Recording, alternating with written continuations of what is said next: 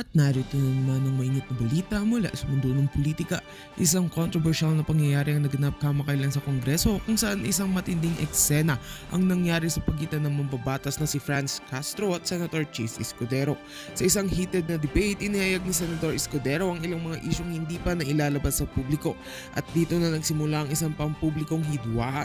Sa isang pulong sa Kongreso, pinaya ni Senator Chis Escudero si Congresswoman Franz Castro ng ACT Teachers Party List. Ayon sa mga saksi, isang matalim na palitan ng mga salita ang naganap nang magsimulang magtalo ang dalawa hinggil sa ilang issue ukol sa budget at mga pulisiya para sa sektor ng edukasyon.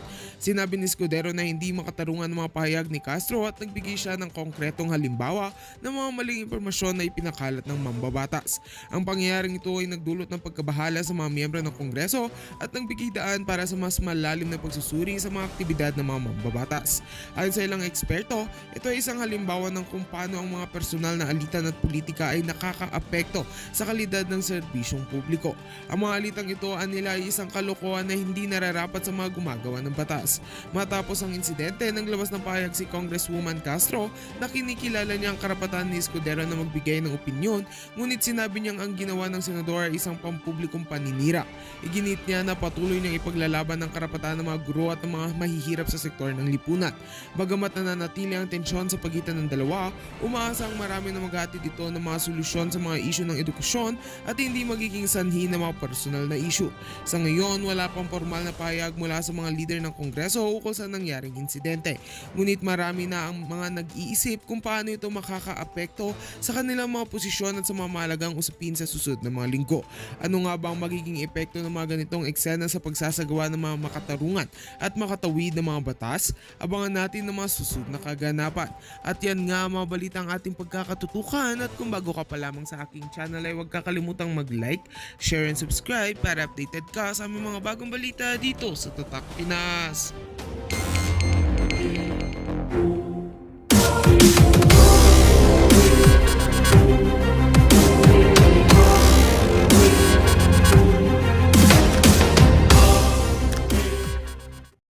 Mga phone number nila, yung mga congressman na pumirma, nandyan ho sila.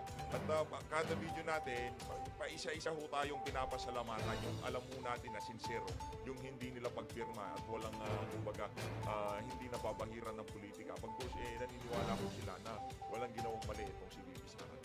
Ayun na nga mga kababayan, ang problema kasi sa inyo, Franz Castro, hindi porket alam naman natin na wala kang chance na manalo sa Senado sa 2025 midterm election. Yung mga re-electionist na senador, gusto mo hindi sila makaalagwa. Sa bagay, no? Pagbigyan na ho natin itong si Franz. Kasi pag nagkataon, pagkababaho niya bilang congressman, kalabuso ng yung dalawang ito sa Toro Campo. Yung apila nila dyan sa dyan sa conviction nila, sa tingin ho natin, hindi ho yan kakatigan ng korte dahil mismong mga magulang ang nagreklamo dito kay Franz Castro. Kumbaga, mabigat ho ebidensya na laban dito sa ali na to na kinuha nila yung mga bata. Kaya naman, ihanda-handa nyo na ho inyong pala dahil hihimas kayo ng malamig na reha sa mga susunod na panahon. Kaya ng kasabihan, kung gusto, ay pwedeng gawin, di ba? Kung ayaw, maraming dahilan at maraming sinisisi. So, hinahamon ko ngayon si Senate President. Grabe, no? Sabagay, no? Ano na rin po niya yan? Kumbaga, extra media mahilig dahil kolega po siya sa, niya, dyan sa kandidatura. Dapat sumama ka na rin doon sa, prosecution panel ng House para dyan sa impeachment trial na yan. Dapat sumama ka na. Pinagsiksikan mo na sana yung sarili mo. Isa bagay pala, di ka abogado kaya di ka pwede, no? Di nga pala abogado itong si Franz Castro. Ano ka na lang, magmiron ka na lang doon. Mag-cheer ka na lang kay Luis Pro pag nagsasalita siya. Escudero na, come on, i-ano mo na, no? I-convene mo na yung Senado as impeachment trial court. At kung hindi po gawin ng Senado under the leadership of SP, what does it tell about Senate? Disservice yan sa ating mga kababayan dahil malaki ang inaasahan ng mga taong bayan sa Senado, sa mga senador natin. Dahil alam mo, isa lang inaasahan namin dito, Franz Castro. Pagkaalis mo sa pwesto, diretso ka sa pwesto. Yun, yung ginagawa mo na yan, yung pagsasalita mo na yan, yung kalayaan mo na yan, diservice yan sa sambayan ng Pilipino. Dahil doon sa mga magulang na naperwisyo nyo, pinagkukuha nyo daw yung mga bata eh. Oh, di ba? Ang complainant to, hindi naman kung sino-sino lang, hindi mo yung mga grupo o kung sino pa man. Magulang mo mismo ng mga batang binitbit nitong si Franz Castro. Sila lang naman ang binigyan ng konstitusyon, no? Nasa kanila yung ibinigay ng taong bayan na papel talaga no, bilang impeachment judge. Na kaya kung hindi nila gagampanan yung tungkulin nila at uunahin nila yung kanilang mga personal interest para manalo sa eleksyon, ay mag-iisip ang taong bayan na kung iboboto pa sila o hindi. Kapal ng mukha nitong Ali na to. Ang kapal ho ng mukha nitong si Franz Castro. Kaya ito na ho mga kababayan, pakinggan na ho natin itong Senate President Chis Escudero, no? Kaugnay dyan sa pagkaapura sa kanila ng mga congressman na to. Di ba? Kung hindi ho kasi naipasa yung impeachment na yan, ang problema minadali nila eh. Kaso malaki na gastos ni Tamba. Nakuha niyo ho po mga kababayan kung bakit alam din ho kasi ni Tamba, majority doon sa mga nag-coops na congressman dyan sa Quadcom, dyan sa Quadcom, hindi na ho makakabalik ng mga yan. Markado na ho kasi yan sa ating mga kababayan sa kanilang mga distrito. Hindi rin ho nagustuhan ng mga constituent nila yung ginawa nilang pag-coops dyan sa House of Representatives. Kaya alam din ho nila na pagkahintay pa nila na matapos itong Congress, pagka nagbukas yung 20th Congress, panibagong bayaran na naman ho sa mga congressman. Panibagong panliligaw na naman ho yun. Di ba? Panibagong hearing na naman ng Committee on Bad Government. Di ba? O hindi natin lang, mag-hearing pa sila o magpapile na lang yung impeachment o kung ano man ang gagawin nila. Pero malaki pa rin ho ang gastos kasi itong mga to kumbaga kargado na eh. Nakargado na ho itong mga congressman na to kay Tamba. Kumbaga pagka hindi nila sinunod ang kagustuhan ni Tamba, may kalalagyan sila. Sa laki ba naman ang ibigay dito sa mga congressman na to? Kada event, 777, meron 77 scheme. Di ba? Imposibleng pagka sinabi ni Tamba na pumirma ka dyan, huwag kayo na pumirma. Pagka hindi ka pumirma, may kalalagyan ka. Ang laki-laki na ng gastos ni Tamba dyan sa mga congressman na yan. Tapos balita pa ho natin, ang pagpirma daw ho ng mga congressman na yan, di umano. Napakalaki daw ho ng pondo niyan. Talagang nagbuhos daw sila ng limpak-limpak na salapi para talagang mapakita na solido ang House of Representatives at ang kumbaga maipakita kasi representative po yan ng iba't ibang distrito ng ating bansa. Kumbaga yung mga kada distrito talagang gustong ma-impeach itong si Vice President Sara Duterte. Kaso taliwas ho yun sa nangyayari on the ground nila. Yung iba ho nakikita na natin yung mga taga-suporta ni VP Sara, winawasak ho nila yung mga tarpaulin, mga taga-suporta ng mga Duterte at ayaw ma-impeach si VP Sara. Yung mga congressman na pumirma, winawasak na ho yung mga tarpaulin nila. Sa susunod na video ho natin, papakita ho natin. Korek, tanaw tayo dito kay Boy Quilay. The Senate shall... As Senate President, it's your call, di ba, sir? So what is your plan? Isa-isayin muna natin. Sang-ayon sa rules ng Senado, kapag kami inihaing articles of impeachment or complaint or resolution on impeachment sa Senado, the Senate President, nakalagay sa rules namin, shall take proper order of the subject of impeachment. Ngayon, ano bang ibig sabihin ng shall take proper order of the subject of impeachment? Hindi nung impeachment complaint, hindi nung impeachment but the subject of impeachment. Ibig sabihin nun, kailangan isaayos muna ng Senate President ang Senado para sa pag-conduct ng isang pagdinig o trial.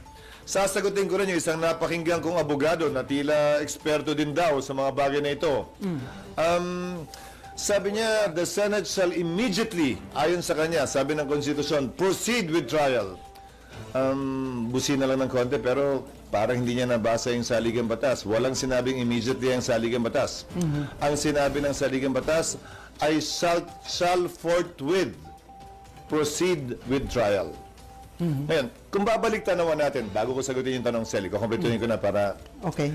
Kung babalik tanawan natin, may inihain na impeachment complaint noong 2011 laban kay Ombudsman Mercy Gutierrez. Inihain nyo ng March 23. nag-adjourn ang Senado ng March 26. Walang ginawa ang Senado nun. Nagsimula ang trial May 19.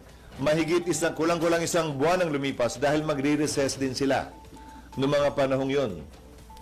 Kung maalala nyo ang impeachment ni dating Chief Justice Corona, ng yumaong dating Chief Justice na si Corona, final ang impeachment complaint ng December 13, nag-trial po sila January 19. So kung susuriin nyo, base sa President yung salitang forthwith, hindi naman po ibig sabihin nun kinaumagahan, agad-agad, dali-dali. Mahigit 2 buwang inupuan, pinag-aralan, binasa, tiningnan ng Kamara yung mga impeachment complaint na nakabinbin. Mahigit 2 buwan, hindi finorward ng Secretary General ang impeachment complaint sa tanggapan ng Speaker para i-refer sa plenary at sa Committee on Justice. Magkatabi lamang naman ang kwarto tulad sa Senado ng Secretary General at ng Speaker, ang Secretary ng Senate at ng Senate President. Bakit naman kami bigla sasabihang gumalaw, umakto agad sa loob lamang ng ilang oras? Kung nagpa-banjing-banjing sila gawin ito, siguro wala naman silang basihan ngayon na madaliin kami, lalo na nasa huling araw na ng sesyon. Yan pinadala sa amin, halos mag-aalas 5 pa ng hapon. Nagpabanjing-banjing pala kayo dyan eh. Ito naman si Franz Castro. Kung di kayo nagpabanjing-banjing, malamang naipasama sa agenda doon sa last na session ng Senado at ngayon na pag-uusapan niya, hindi nyo binanjing-banjing. Di ba? Binanjing-banjing nyo kasi ang dami nyo pang kaartihan na hintayin namin yung third impeachment, fourth impeachment. Yung meron pang magpapile. Dito sa isa na to, pipirma na itong mga congressman, di ba? Hindi skumpyado ko sila doon sa ipinail ng mga tropa nitong si Trillanes. Skumpyado ko sila doon sa mga ipinail ng grupo ng mga magkakaliwa. Gusto ko pala nila, sila yung magpapile. Bali 3 yung pinail, di ba? Meron. Pang-4, tama, yung pang-4 yung pinail. Para kumbaga ika nga nila bulletproof, no? Walang akala nila wala na talagang solido na talaga yung kaso laban sa Sara pagka yung ika-4 na pagpapal tapos nandiyan lahat sa likod ng mga congressman na kumita diyan sa impeachment na yan. Diba? Pero babalik pa rin ho tayo dun sa issue na pagka inumpisa na ho yung impeachment trial na yan, lahat ho ng argumento nitong mga kumakalaban na to kay VP Sara, wala ho yan. Hindi mo makakapalago yan pagka itong si dating Pangulo Rodrigo Duterte na nagsalita dyan sa Senado. So, bilang katugunan, gagampanan namin ang aming tungkulin na pwedeng magawa habang recess, kabilang na ang pag-review ng rules ng Senado sa impeachment dahil kailangan po itong i-update. Halimbawa, yung pagkakaroon at requirement ng judicial affidavits, yung pagkakaroon ng provision at procedure para mag-hearing sa harap ng commissioner, yung pagkakaroon ng matatag at malakas na pre-trial procedure para swabe na at hindi na komplikado at magulo yung trial proper. Ito ay mga bagong procedure sa rules of court na pumasok bago po namin itinalaga yung aming rules of impeachment noon na kailangan po naming baguhin. Pangalawa, kailangan pa rin pag-aralan siyempre ng Secretary General ng Senado, ng Secretariat ng Senado, yung impeachment complaint mismo. Tinanggap lamang namin yung kahapon. So dun sa nagsasabing, bakit hindi agad-agad binabasa baba? May trabaho po kaming kailangan gampanan. Halimbawa, sang-ayon po kasi sa e-commerce law at sa e-gov law, pwede naman maglagay ng e-signature. Hindi ba? Sa resolution, sa bill, sa committee report. Pwede ang e-signature dahil hindi po yan verified. Subalit, ang complaint or resolution on impeachment, verified po yan. Pinanumpaan dapat yan sa harap ng Secretary General ng Kamara. Susuriin pa po isa-isa ng Secretary ng Senado yung mga pirma kung e-sig ba yun o wet signature. Bawal po ang e-sig. Dahil kailangan pinanumpaan ito. Paano ka manunumpa sa harap ng SecGen kung inutos mo lang yung opisina mong i-affix yung e-sig? Meron naman pong app, gagamit kami ng iba't ibang app para makita at malaman kung e-sig nga ba siya o wet signature. Para matiyak na yung bilang talaga ay sapat dun sa 1/3 para mag-comply dun sa direct filing sa Senado. Mga halimbawa lamang ito na mga dapat pang gawin at gampanan ng Senado. At bilang panghuling sagot, para mag-convene ang impeachment court, kailangan may sesyon ang Senado. Okay. Para manumpa ang impeachment judges, kailangan may sesyon ang Senado.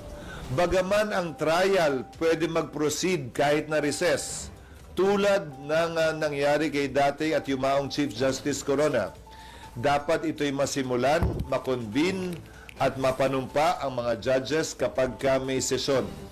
So kung may mangyayari mang aksyon o kaganapan kaugnay nito, yan ay mangyayari sa June 2, pag-resume ng Senado, matapos ang eleksyon at pasayan ng mayoriya ng Senado kung aamyendahan ba yung rules, anong ilalagay sa rules, i-authorize ba tulad ng nasa rules of court ngayon na suppletorily applicable na pwedeng mag-hearing habang recess dahil may 12 senador pa namang maiiwan natatawid hanggang 2028 pa ang termino, kabilang ako.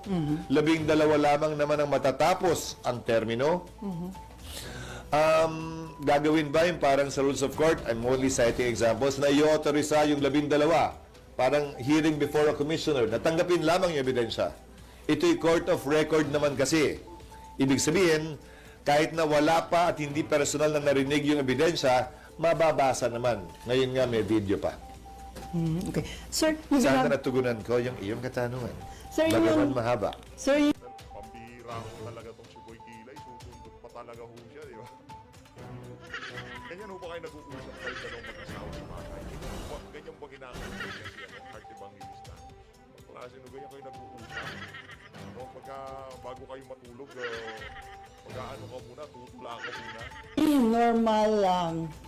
normal course of events na hindi kayo pwedeng mag-impeachment trial dahil na nga, naka-adjourn yung session. Pero according to Senate Minority Leader Coco Pimentel, may tinatawag siya na extraordinary situation na pwedeng yung i-waive yung rules at kung acceptable to everyone, pwede pa rin kayo mag-conduct na impeachment trial kahit naka-break ang session. Pwede na, gaya ng sinabi ko, ginawa yan nung panahon ng impeachment ni dating Chief Justice Renato Corona. Tumuloy yung impeachment trial bagaman nag-adjourn na ang Kongreso at ang Senado. Nasa rules namin yun.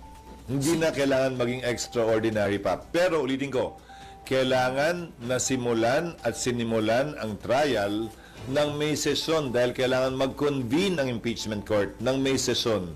Walang sariling buhay ang impeachment court, hiwalay sa Senado mismo, sa plenaryo ng Senado. Kinakailangan ng plenaryo ng Senado para masimulan ang impeachment court.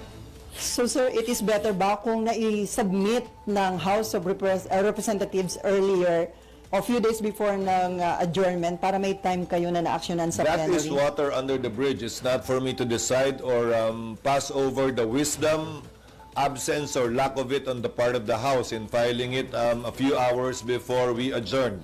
Mas marapat siguro sila ang matanong kaugnay niyan. Pero ulitin ko, hindi naman siguro makatarungan o tama na pagkatapos nilang upuan ito ng ilang buwan, biglang pwersahin, pipilitin at sasabihan kami ng sino mang galing sa Kamara na, hoy, bilisan nyo, aksyonan nyo, ano ba kayo?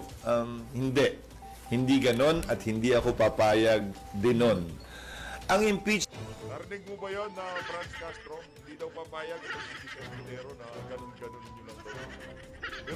Pero pagka nag-utos itong si Marcos Jr., no, mabilis pa sa alas 4. Tahan tayo. Kung ay sa bagay, nagbigay na ng pahayag, kumbaga cryptic message kanina. Itong si Marcos Jr. paugnay dyan sa impeachment na yan. Ano kung sabi niya? Dapat gawin nila ang trabaho nila. Trabaho nila yan nandyan na sa kanila yan Dapat, pag napunta sa kanila, wala na silang choice. Nakuha niyo ba yung mensahe na yun ni Marcos Jr. para dito kay Chis Escudero? Ang sabi ni Marcos Jr., bilis-bilisan niyo daw ho. Kung di nyo naiintindihan yung kanyang naging press con kanina, para sa iyo yun, Chis Escudero. Ang bagal niyo daw ho. I-impeach niyo na daw ho itong si Vice President Sara Duterte. Impeachment process para sa akin, hindi mahalaga kung pabor kayo o kontra, hindi mahalaga kung ma-acquit o ma-convict. Ang mahalaga para sa akin, bilang tagapangulo ng Senado, maging maayos ito, sang-ayon sa batas, credible, kapanipaniwala, at magagawad ng hustisya. Pabor man yun sa opinyon ng mas nakararami o konti o hindi. Considering yung mention nyo ng mga possible scenarios, sir, can we say na walang mangyayaring impeachment trial during the break or mahirap? Wala. Legally, it cannot be done. So, Legally, it cannot be done, again, as I said, because the impeachment court was not convened. The impeachment complaint was not referred to plenary for there to be a basis for the impeachment court to be convened by the Senate sitting as a legislative body, hindi muna as an impeachment court. Yun, wala, hindi umauumpisahan. Kaya ano na ho tayo, balik na ho tayo doon sa mga totoong issue. Kulang-kulang na ba ICAM report, ha? Yung pagdami ng nagugutom ngayon sa ating bansa. Ano pa, yung kriminalidad, illegal na droga, lagi ho kasama yung droga, no? Lagi ho talagang kasama yung droga kasi ibang klase ho itong ano na to, itong administrasyon na to, napakarami ho ng mga bangag. Napakalaganap po talaga sa kalye yung ano, yung mga pakalat-kalat na hindi mo malaman kung ano gagawin nila eh. sir, kahit sinabi ni PBBM na ayaw niya sa impeachment dahil divisive, sinuportahan pa ng isang religious group, pero still, natuloy pa rin na-impeach si BP Sara sa House, na i-transmit dito sa Senate. Indication ba yon na hindi nagpa-impluensya ang House of Representatives? Siguro mas sila yung dapat kong tanongin yan, hindi ako.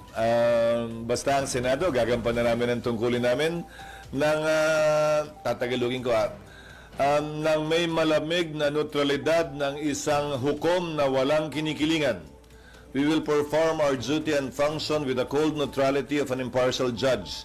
And without fear nor favor, we will rule over things as we see fit and based on what is right and what the law provides. Since it is a political process, can we expect na lahat po ng mga senador na tatayong impeachment judge ay magiging fair and impartial, considering na iba kaalyado ni BP Sara? It is a political process, pero para sa akin, ito'y masasaksihan ng ating mga kababayan, tutunghayan ng ating mga kababayan. At malaki ang papel na gagampanan ng public opinion naman talaga dito. At yan ang tinatawag na political process siguro. Pero maging ganun pa man, siguro sabay-sabay tayo, impeachment judge man or mga kababayan natin na manonood sa pagdinig.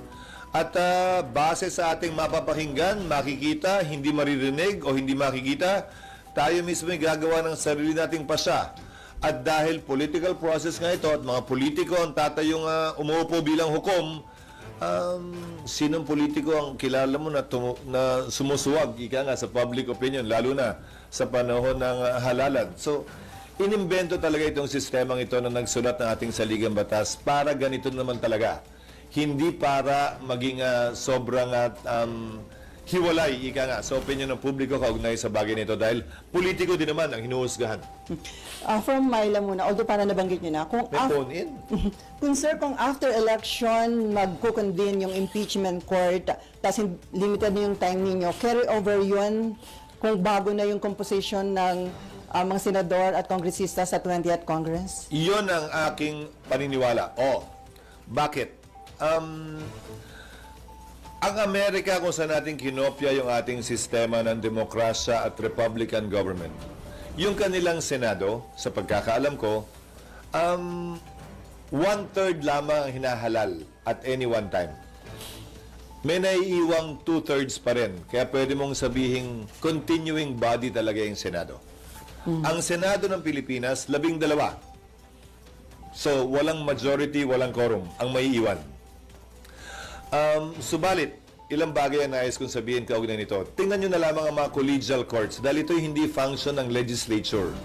Hindi ito typical na bill sa aking pananaw na pagtapos ng Kongreso, i-file mo uli. Pag hindi na-aprubahan, kailangan aprubahan uli ng magkabilang kamara. Kahit na-aprubahan sa kamara, dito hindi, simula uli sa simula. Halos lahat naman siguro sang-ayon. Ito'y impeachment court. Hiwalay sa function ng lehislatura. Pero siyempre, kikilalanin ang pagtatapos ng termino ng mga miyembro nito. So ano ang pwede nating ihalin tulad dito?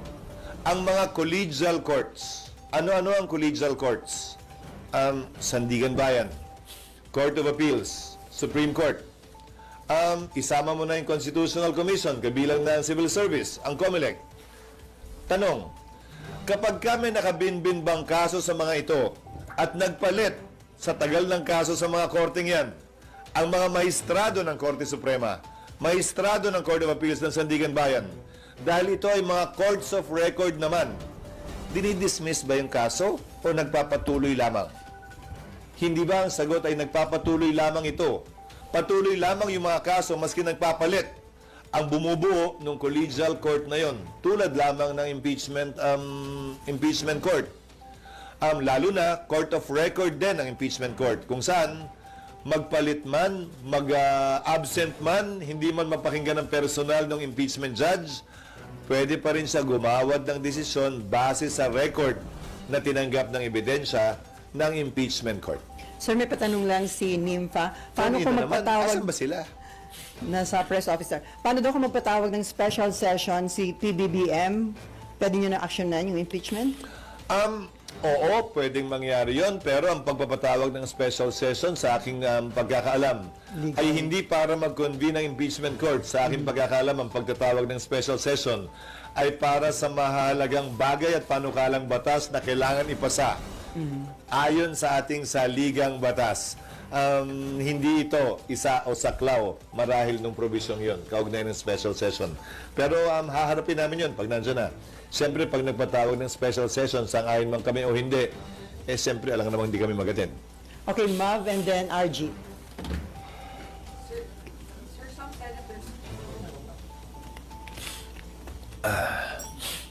Sir, meron pong mga re-electionist senators na nag-raise na ng concerns na hindi nga raw sila makakampanya kapag raw po nagkaroon ng hearing during the break. Was that part of the consideration? No. Again, we did not talk about that. Nobody discussed that with me, that particular concern. Again, because no caucus was held about it for the simple reason that I don't want to presume that things will happen before it happens. Mukha naman kami masyadong excited, di ba, na, ayun na, bukas, nandiyan na, liga, meeting tayo. No, we did not do that. We had a lot of work to do trying to rush pieces of legislation that I'm sure you don't want to ask about anymore and will not talk about, given the impeachment, na mahalaga din naman, na makabuluhan, at may malaking impact sa ating ekonomiya at bansa. Okay, RG. Teka, follow up lang dun sa kay Senator Bato. So, may Si basis... Senator Bato ba? Some senators lang ang sabi ni Ma'am. Pero isa si Senator Bato na parang concern niya, parang talo sila ulugi kasi hindi sila makakapag-ikot habang ibang senatorial candidates makakapag-ikot. Actually, again, may basis yung concern. not necessarily. Tandaan mo, maraming senador ang maraming kongresista ang sumikat sa impeachment at naging senador. Maraming mga